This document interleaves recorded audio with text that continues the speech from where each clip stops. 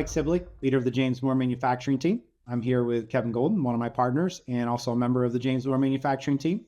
Today, we are joined by Alyssa Gelbard, the founder and CEO of Point Road Group. Point Road Group is an employee and executive branding firm that helps companies accelerate growth through their people. Alyssa advises CEOs, leadership teams, and board of directors on brand strategy, employee branding, and human capital. So aligning these elements with business strategy to drive credibility, trust, and revenue growth. And along with that, Kevin and I, all of our shows, we want to talk about how do we build value in a business. And this is something that is a little different take on that, but is extremely valuable. So when we talk about people are extremely valuable assets, but sometimes we don't know how to maximize that value. When we talk about employees, their drive, their values, aligning them with the company's values and purpose, it's sometimes overlooked. And we want to talk about that alignment. And so how does this bring value to your company? So Alyssa is going to help us understand what this means, how employee branding is important, and how it can increase the value of your company. So Alyssa, welcome to the show. Thanks, Mike and Kevin. Appreciate it. Good to be here. As we were talking about before, really thought this is an interesting take, and I really hadn't seen it before, but it was so interesting. I think everything I've read and seen says this is just an extremely valuable way to look at things. But before we get into that, maybe you could give us a little bit about your background and what led you to starting Point Road. Sure. Thank you. The quick and dirty is that I'm an accidental entrepreneur, so never meant to start my own business. My background's marketing and branding, so worked in a number of industries, but always, and it was always focused on building brands, creating value. And people were always asking me for help and guidance on if they were hiring, if they were doing business development, communications, things like that.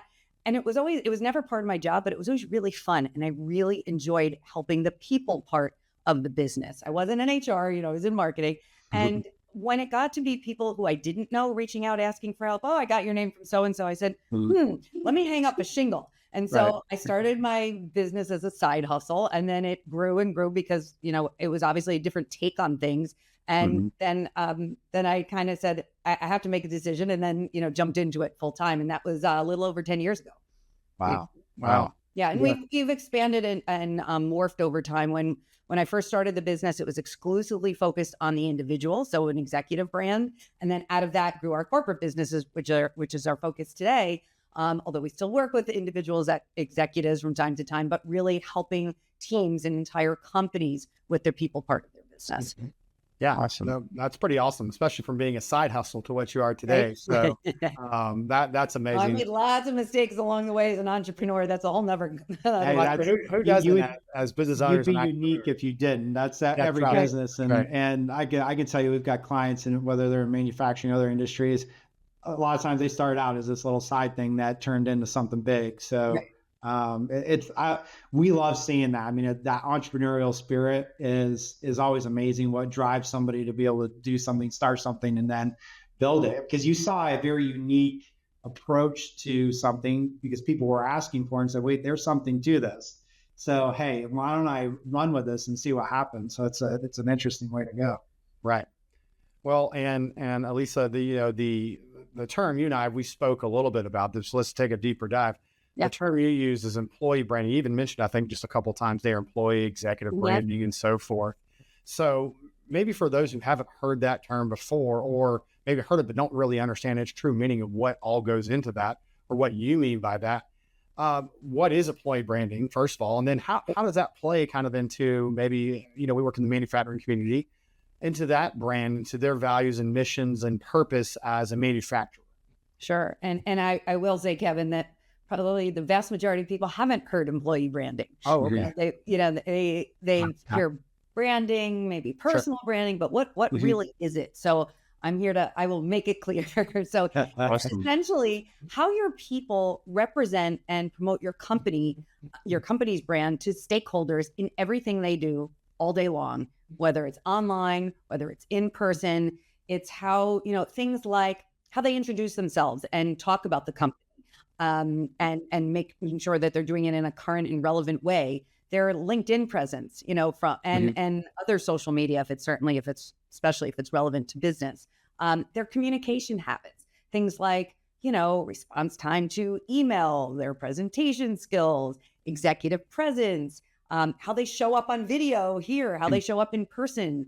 All of those things make up what someone thinks about you, and then they draw that right to what they think about your business. So when you consider all these things and tying it now to your company brand is, do all these actions and behaviors that people have every single day, do they align with your mission, with your values, or are they completely contrary? Right. And, one thing you said there is, how you portray yourself, how you, as an accountant growing up as a young staff accountant, times have changed a lot. I used to come in a suit and a tie until they told me, I think one of my managers told me, if you come in a suit and tie again, I'm going to cut your tie off, because the times have just changed. Not everyone's coming in that anymore. So eventually got more lax, and that's just dress. That's just one example. But, times have changed a lot of them, much less in the last few years during and since COVID and things like that. So how have you seen that this idea of, employee branding and making sure people are, exercising, I guess, those norms, which are a lot different today than what they used to be, but at the same time, still representing their company or their mission, their purpose appropriately? How have you seen that change? I think the biggest thing that we've seen change is the kind of the virtual presence. So here we are, right? We're talking from screen to screen, where that has become the norm, because it doesn't matter what type of business you're in, manufacturing or otherwise. Even if you are physically in an office, you're still doing business virtually in some way. So that screen presence really matters. And not just, of course, yes, what you're wearing, but what's behind you. If you are the type of person, and we all know this and we've all seen it, when you're like this talking to somebody, but someone's got their head turned or looking down, when you think about how you're engaging with, could be a customer, could be a prospect, could be a vendor, anybody, what tone that sets. And when you think about then as, a leader of a business, do you want your people doing that? Absolutely not. Right. So things like that. But even when you say even dress, so if you are, let's say it's a day when you're working from home and you're certainly not wearing a suit and tie, but also how casually are you dressed, right? And what impression is that putting the best foot forward for the business every day? But then even kind of on the flip side, okay, so you're in the office and you have a meeting. Are you overly casual where you're pushing it too much the other way? And again, not a good representation of the brand. Yeah, it's really funny. And dress is, like you said, just one aspect of it. I remember years ago, I was probably only a couple of years into my career, and I walked into a manufacturing prospect meeting wearing a suit and tie. And the owner comes in wearing a polo shirt and jeans and goes, "If I ever see you dressed like that again, we won't be working together." I said, fair enough. And so, it's one of the things I love about the manufacturing groups is, it's that piece a little bit more laid back, even though they're intense on wanting their business, really. Right. So, as you're talking, I'm hearing things like almost like customer experience, their perception of you and things like that. And I guess the first thing that comes to mind is, I see that on the sales side of things, right? I see the salespeople because they're the kind of the face of this, but, and you did mention it, C-suite, but what about, kind of how does that relate outside of sales for a manufacturing company? And how is that kind of bringing value to the company as we think about maybe on the sales? Because I think we all see that salespeople kind of have a way, but what about outside of that? Well, it's everybody, right? It's anybody really who's public facing, if you will. You don't have to be in sales to be touching customers all the time.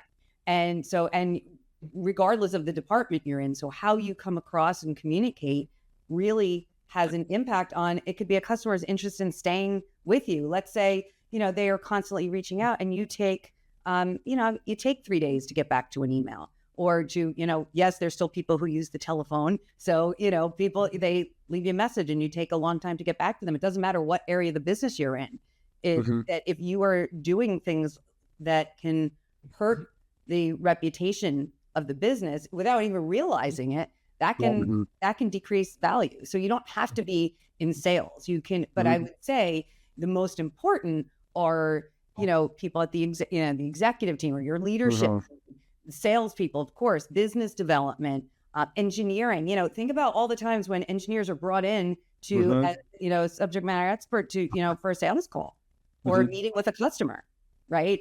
Those are really important things. That's one of the things we hear often is that those are groups that they don't pay enough attention to it. And so we do, as a company, we do certainly do training and coaching and all of that to help groups like that put a better foot forward, because you can't blame them. They don't realize very often so much of this is people don't realize it's happening. I think that's one of the things I say to business leaders all the time is, do you realize how many opportunities you've lost because you didn't pay attention to employee branding because you didn't know, right? You didn't realize the impact, or maybe you knew a little bit and it wasn't a priority, because every interaction someone has with any stakeholder, can influence business. It could be, communicating with a vendor, and, the vendor is kind of, they love you because all of the positive things that you do, or they're a little frustrated with you because, and then when someone comes to a vendor with a request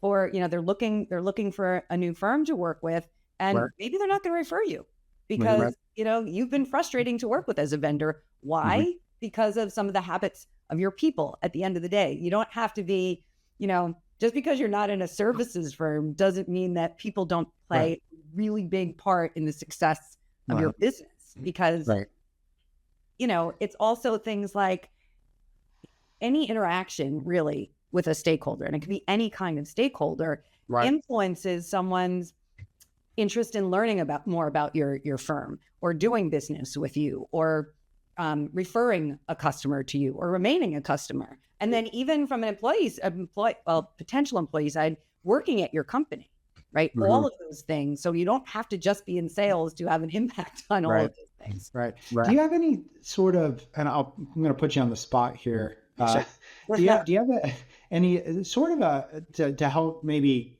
give a little perspective, but maybe an example of, some broad, obviously you don't need to divulge any confidential things, but, example of a, scenario where somebody was doing X and you helped them, and that helped with the brand, helped with an interaction or something, just to help show, kind of really solidify that, because I'm presenting weird or because of whatever, it was turning off this customer relationship, something like that, to maybe I'll kind of drive the point. Maybe some sort of success story, kind of. Yeah, kind of like that. Oh, Thanks. Sure. Well, I was thinking, I've got very specific example. I'll give you, overall. So there was, we were working with this company because they knew, they had a good reputation in the business, in the industry, but it weren't, revenue was okay. It wasn't where, it wasn't exactly where they wanted to be. They were super efficient with their operations, and they turned high quality, they were always focused on quality. They lowered their costs. So kind of internally things were kind of moving well, but they weren't growing and in the way they wanted to. And they also, the larger picture is that the founder of the business knew he wanted to sell in a couple of years. Really was saying, okay, as we're starting to optimize every area of the business, we're not, our revenue isn't where it needs to be. So what can we do? We started looking at the people side. So first thing I said was, well, when anybody looks anybody up from your company, they don't get a very good, picture of them on LinkedIn. And people do that, especially leadership teams. And when you're, it's not just when you are a prospect is looking at your business, who's part of the business. It could also be when talent's looking, but also kind of thinking longer term. Oh, when we're going to be thinking about selling the business, who are, they're always going to be looking at the leadership team, of course, but engineering and sales too. So we said, all right, let's start with LinkedIn. Let's get everybody looking and sounding great on LinkedIn, because they were kind of embarrassing. They really, even the founder of the business, because, they created their profiles a long time ago. So we got everybody looking and sounding great there. We also, by the way, said, okay, if you're thinking about selling in a few years, your corporate bios, the things that are on your website of a leadership team, those also have to sound a lot better. So you look and sound, great and show the value that you actually bring to the business. Then we said, okay, we got a handful of people from different areas of the business, and we said, okay, describe the company. And they all described it a little bit differently. And in a way that where if they were talking to people outside, they could miss opportunities because they were missing something there. So he said, okay, let's make sure everybody's on the right message here. And we actually looked at the company's description and said, it's a little outdated. When was the last time you looked at this? And so we got that current. So then people would talk about the business in a sharper way.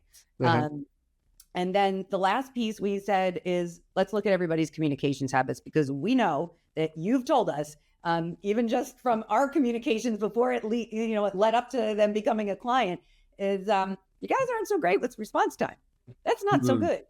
When you have the big customer, you're always going to drop everything, right? And pick up a phone, respond to an email. What about everybody else? And so we did some training on communications habits for everybody and said, this is important no matter who you are in the business.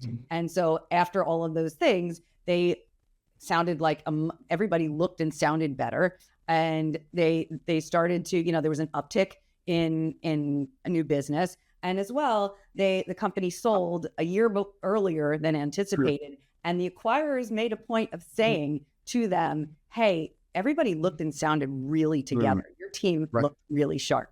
And so, of course, that wasn't the reason why they bought the business. But so that was where it helped them from a customer perspective, but also helped them, when they were selling too. Yeah, we always talk about value drivers and what are value drivers. And, some of that, and a big piece of that is people and the leadership. And yeah, I think we've helped lots of businesses sell. We've helped lots of businesses buy businesses. And, when a buyer's coming in, there's a level of confidence that they can get or not get by having a discussion with the leadership team. 100%. And if they're all over the place, their communication isn't very good, you may still get a deal done, but it may take longer. It may not be the value. They may not put the multiples on it that you want in order to get that. So yeah, that makes a lot of sense in terms of, where you can drive value through that consistency. But also, one of the things I still kind of keep coming back to, it feels like there's a customer experience piece that you're enhancing by improving communications, response times, and things of that nature. Am I on the right track with that? Oh, absolutely. Absolutely. We're about to do a couple of workshops with companies for their offsites just on that, because of that importance of, it's not just for the new business and the prospects, but it's about retaining your customers. And they're also, at the end of the day, you want them to be your advocates and refer business and, and stay loyal and refer business too. Yeah. Right. And that's one of the things is we talk about sticky customers. So customers that are going to be there. And again, when we come back to value, if you've got a long-term customer and they're going to continue to be a customer, that's a great value for a business. Well, I could take this one step further as y'all are talking about all that, and my brain's just going, saying, well, also, relationships are everything. It doesn't matter what business you're in, the relationships are vital. Internal relationships, external relationships, they're all important. Well, as you have, all of us at some point want to either transition out, whether that's a sale like you're talking about, Mike, or maybe that's transition to other key folks we've identified. They've trained underneath us. They know they're the manufacturing side, but it's now running a business. Well, they've never done that, right? So I could see this also coming into play with helping transition and getting them up to speed at a point where, we didn't hire ABC company. Or we didn't hire Jeff at ABC company. We hired ABC company, and we know we're getting consistent, whether it's from Jeff himself or who the next person is behind him. We're getting consistent service. We're getting consistent product. We're getting consistent experience. And so I could see how, because a lot of times, when you have that, it's like, oh, well, it's not the way it used to be when Jeff or whoever that is was there. So I could see that that's areas for improvement as well, especially as you have those, as we like to call them at our firm, those up and coming, folks who are doing really well, very ambitious, doing great in their career. Well, helping bring that along as well could help transition into those relationships and then help you to grow, help you to, take that same client on for maybe generation after generation. So it goes back to retainment as well. Absolutely. And I think one of the important things here too is that leaders model behavior for their teams. So what we see in so many companies is the people leading the business, they're leading the business. They've got a priority list a mile long to do, and so sometimes they don't focus on their employee brand, And then everybody, those up and coming, they look and see, well, the leaders aren't doing it, so why should I, right? You don't want that. So if you so often when we work with companies, we start with the leadership team and say, hey, you guys have to get your crap together, Right. And then, because then everybody's going to want it. You're a model for everybody else, and everybody will see that. And especially to your point, Kevin, for those up and coming, when you're doing those good things, people see that.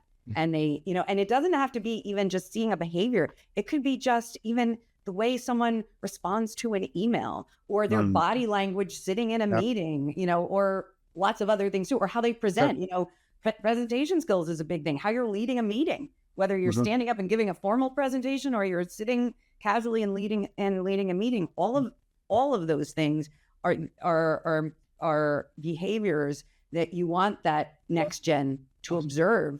So then they can take those behaviors into action. And, even for those who are, in some companies, certain departments are remote. Not every manufacturing firm is, every single person's in the office or on site. So, making an effort to observe and make sure you're setting the right example for those folks. Right. Right.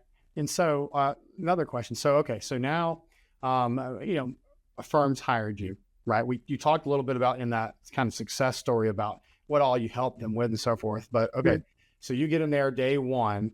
I'm assuming you're doing some sort of level of interviewing and talking, but kind of walk us through all right, what is that roadmap at a high level? I know there's a lot you do and focus on, and it depends on the nature, but kind of at a high level, how does that look? You come in and then what happens, maybe in the first, time to the next bit and so forth. That leads us to a life cycle, if you will, of working on improving employee branding. Sure. So coming into it, we already have it. We kind of know some of the I guess the key areas that we're going to work on, right? We've kind of gone into it that way. But the first step that we do is really do an overall brand audit. So we are talking to, like you said, we're talking to leaders, we're talking to people in other departments to really understand the brand and the company and the business, but also where's the business going strategically, right? So we have, what's your growth plan? Because we want to make sure that all the things that we're doing are in line with that. So but we want to understand really the DNA of the brand and of the company and of the culture. And so we do that first. And then we say, okay, what we usually start with some foundational work, which is a little more classic branding, if you will, which is company message, right?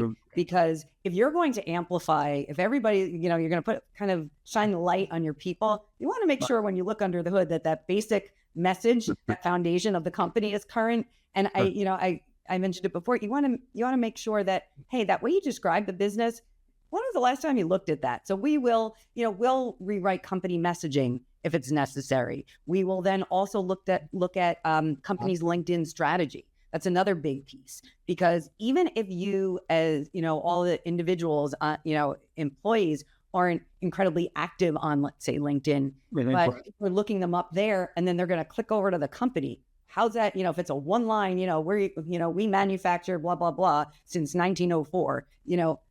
That doesn't tell you enough about the business. Maybe talks about a little bit about heritage, but hey, let's talk more about that. So we make sure the company has a good LinkedIn presence and posting strategy, et cetera. And then we start focusing on the people. We start, like I mentioned, with the executive team or leadership team, whomever it is, because that's they're setting the example. And then we will do, depending on kind of what we're focusing on first, it might be LinkedIn. So if so, we will do trainings for teams. And sometimes we'll do it for a company together, but very often we will break it out into different groups. So this way the engineers can feel comfortable around each other and not worry about, executive team is looking and, now I can't ask questions that I'd like to ask, or a sales team, business development, or quality.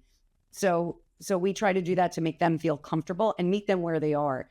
One thing that's also important to note, just sort of pause for a second, is that in so many businesses these days, but particularly in manufacturing, you have 4 generations working together. And so we very much believe you have to meet people where they are. You can push a little, right? Especially for the older generation who might, we find that often where they're kind of digging their heels in. Do we really have to do this? And I don't, this is not the way we've always done it for the last however many years, but it can really help the business. So we really try to meet people where they are. So then we'll focus on, usually LinkedIn is one of the early things because it's easy and people understand that. Right. Another thing also that I didn't mention that's I think important regardless of all this is, whether we're working with a client or it's just, a company thinking about it, is once you start to have a focus on this, make sure you communicate it to people so they understand why you're doing it, that it's going to help them as an individual and it's going to help the business at the same time. Because I think that's a really important message, not just, hey, we're doing this, the explaining why gets the buy-in like that. And people really buy into it because they understand, hey, my company is investing in me as well as, continuing to help the business as well. So we will do LinkedIn often first. We will then do communications training, and the types of communications training will vary depending on the company. But we will often do, like I mentioned, kind of the habits and communicate, response time and the way they construct and converse with people, both verbally, writing. We do, and then we'll do a presentation skills workshop, and that will depend on who's involved. So it's not just for sales, or sales will sometimes say, oh, we don't need this. We're good at this. And we'll say, okay, well, this is the advanced blend. This is the advanced version. And we try to segment when we can, depending on the size of the teams too, because, if you already have some pretty decent presentation skills, you don't want to be with someone who's just starting out. Maybe you don't, or sometimes you do because there's a benefit, right? So that's where we really look in the culture of the business and really understand how is the team and understand the interactions before we're going in, because we want it to be something really valuable and useful that people walk away with. Another thing to mention too is, and this is, whether we're doing this or you're doing it on your own, is you don't want to just like train someone on something, right? Let's say it's LinkedIn as an example, and then say, okay, bye, good luck. And then every single person is going to go back to their desk or their space, whatever it is, and forget about everything you just talked about. So we believe in follow-up, measuring, being available for questions. We do follow-up sessions because the idea is to move the needle. You want to get people to make positive changes and help them along the way, not be like, here's what you got to do, or hey, here's some stuff, go figure it out yourself. Right. So we very much, believe in measuring and helping and continuing until they, it's kind of like the whole teach a man to fish type of thing. That's our approach. Yeah. Makes sense. One of the things that, and I think those are important because, like you said, whether it's you helping or whether it's, one of our manufacturers thinking about it, but I mean, you talked about all sorts of things from presentation skills to, LinkedIn profiles and keeping those up and the message of just going to a website and say, what does the message even say there? So, just from a high level, if one of our companies is listening to this going, where would I even start thinking about this? Go look at those couple of things and see where, are you still using the same message from 10 years ago and you're out, right? So that's I've got something even easier for them. Right. We have it's a 2-minute audit. We call it an employee branding audit. It's on our website, on pointrogu.com under resources. And it takes under 3 minutes. And it's just a quick survey. And you could it asks you a bunch of questions, get you to start thinking about your team, the company, brand, et cetera. And then it'll give you some pointers on what to start with and where you're weakest and where you can start. So one thing that keeps coming to my mind, you've mentioned it, but we've kind of focused a little bit on sales or customers, but a company culture. So when we start thinking about, do I want to work here and how do I recruit some employees? This seems to play into keeping a strong workforce and getting key people to even want to work there as well. I mean, can you take a minute to kind of dive into that piece of it? Yeah, sure. I mean, so someone's looking for a job. What are they going to do? They're going to look up, they're going to research the company and the people. Who am I going to be working with? Who am I going to be working for? Who am I going to be reporting to? And they're going to look up all that. They're going to look up the leaders of the business, the people who would be in their department, the people they're interviewing with. If they look, let's say starting again, easy place to think, LinkedIn, and they see either things that are outdated, it has next to nothing, they're not going to be that excited. Now they go to your competitor and your competitor has, wow, look at these people. I'm not saying they have to be, social media gurus and have these unbelievable influencer style, profiles. Right. There's something there. I think that can make a really big difference in someone just even being interested in work before they even apply to your company. Now, since they're still on LinkedIn, they're going to go over, look at the company. They're going to look at posts. Everybody is told in a job search at any level, if you're interested in a company, follow the company on LinkedIn. Then you see the posts. And if they see, some generic posts of a manufacturing floor, right, in your plant, that there's, or a couple small, or every post is the same, kind of group shot in, people smiling on the floor, or some community work that you've done, that's great. But what else? What else about the business? Otherwise, it looks like it's the same thing over and over again. So those are types of things that actually, before they're even applying, right? Before they've even done any of that to apply. But then when you think about that experience, and this sort of overlaps with what you may hear is employer brand, right? The brand that you're putting out there to attract talent is, so they apply for a job, and, the person leading the search in HR takes a week to get back to them, they say once they finally do, we are going to make the decision by next Tuesday. Tuesday comes and goes, you follow up a couple days later. There's always reasons for, decisions to be delayed, but then they ghost them because maybe something, hiring got there's a hiring freeze, or something happened, and whatever, there could be a million reasons, but you don't communicate with that, that potential talent there. Well, then what are they thinking? Now they're going to have a negative brand association. Now, maybe when the opportunity comes up again, they're going to say, I'm going to go to a competitor because they were more responsive and they made me feel, right? They made me feel, how they make me feel. So, and the experience that I had with them was blank. Right. So those are all sort of softer side of things that can have an impact in hiring. Yeah. Well, and I think in there, what you said, some things, one, it doesn't have to be, like you said, you're not a guru. Maybe you're not someone who's on social media all the time. We're not talking about being this high profile, somebody who's posting, every other half an hour of the day. But it's just, hey, what are you putting out there? Because unfortunately, perception does become reality, right? For folks who don't know you, right? I used to hate that saying because I was like, no, reality is reality, but it's the truth. Perception is reality. When you put yourself out there, that's all somebody knows of you. That is all their reality is of you, right? I could also see, as you build that culture, like you talked about, Mike, and then as it spills over outside of work, well, there's an ancillary benefit right there. Okay, so now you've got employees who not only are well bought into the firm, the mission, the, where are we going, why are we doing what we're doing, things like that, spills over in their personal life. They're on a weekend, with folks talking about it. Next thing you know, maybe someone wants to come work there.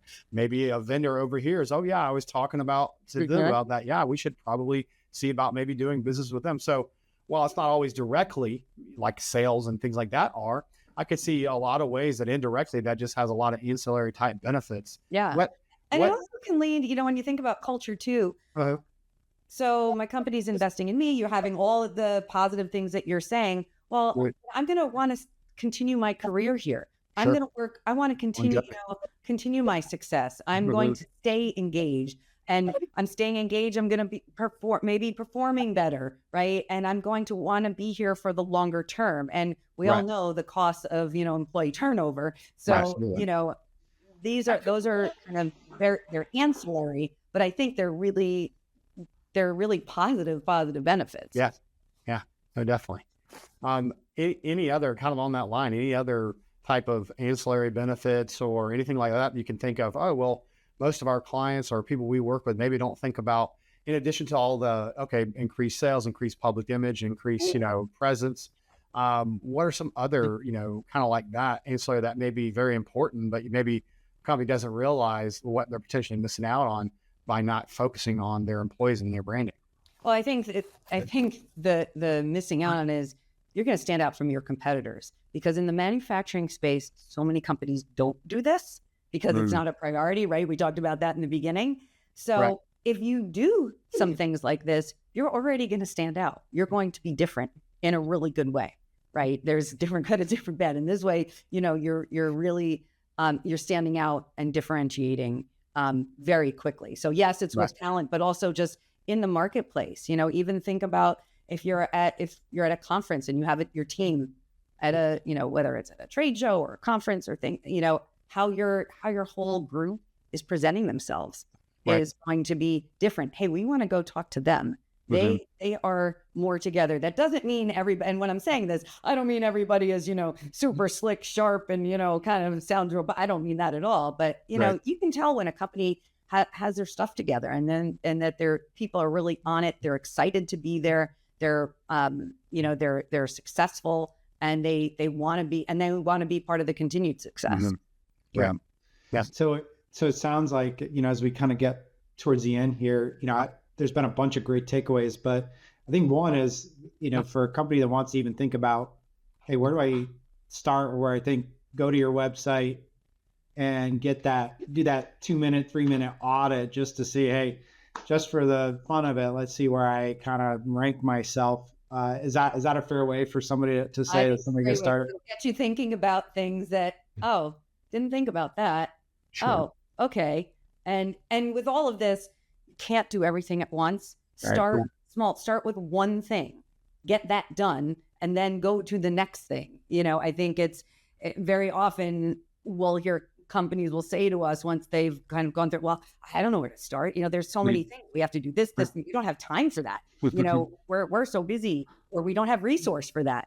Okay. Well, then let's think about priorities. What's priority to you, and really what's in worse shape?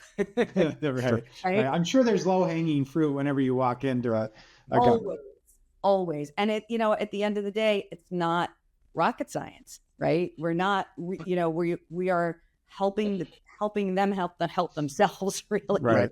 At the end of the day. And, some of the nice things that you can do too is we've done this for companies, but you can also do it yourself if you're kind of DIYing this, which is think about new employee onboarding too. So once you go through this whole exercise and everybody's looking better, sounding better, talking better, all of that, communicating better. What about all the new people who are going to come on in the next X amount of time? What about them? You want them to have that advantage. So incorporate it in some way into your new employee onboarding. I mean, that's an easy thing to do. And whether that's maybe, LinkedIn profile standards, or maybe there's a simple presentation training that you do, even if people are not directly right now in their current role, immediately jumping in and facing the customer, but maybe giving them a sense and certain things like that can really go a long way. Great. Well, Alyssa, thank you so much for being on. This has been really informative, and there's so many different ways we talked about that affects value of a company. So this has been great. Really appreciate you being on today. Oh, my pleasure. Thanks for having me. And for as always, all our listeners, thank you for listening, watching on YouTube, or listening to the podcast. As always, reach out with questions or comments, and we hope you have a great rest of your day and week. Take care, everyone. And don't wear a tie because someone's going to cut it off. Right? Yeah, that's right. Right. All right. To learn more about James Moore & Company's manufacturing services, go to jmco.com.